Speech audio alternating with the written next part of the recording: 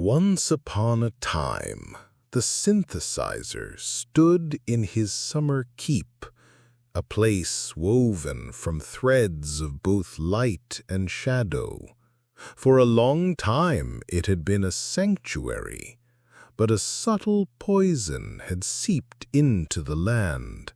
The nearby lake was ailing, and the sounds from beyond the castle walls were no longer of birdsong, but of raucous parties that forced his own family to retreat into the quietest corners of their home. A great need arose, not for more treasure or grander titles, but for a simple, sacred thing: peace. He realized he was not living in a home, but defending a fortress under a gentle, constant siege. And so he crossed a threshold, not by stepping over a line in the sand, but by making a decree in his own mind. He and his queen decided they would leave. They would find a new keep, one built to a higher standard, a place where the walls were designed for living, not for hiding. This decision was the first step on a new road, but the true journey happened within. He began to search his own thoughts, connecting the dots of his own quiet unhappiness.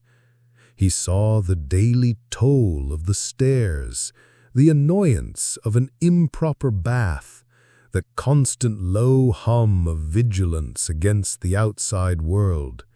He saw that these were not mere inconveniences, they were tiny leaks in the vessel of his energy. In that quiet search, he found a profound treasure.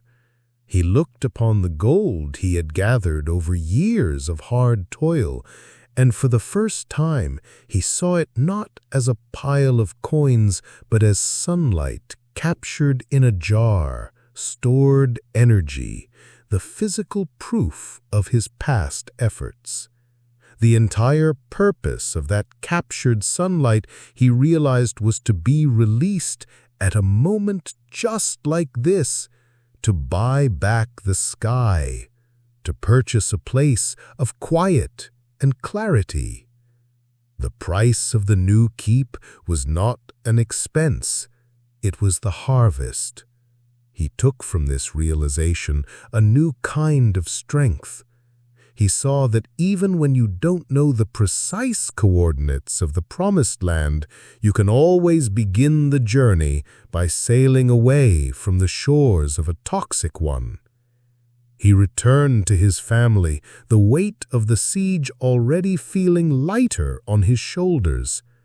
A fundamental change had occurred. The man who had been enduring a flawed reality had become the architect of a new one.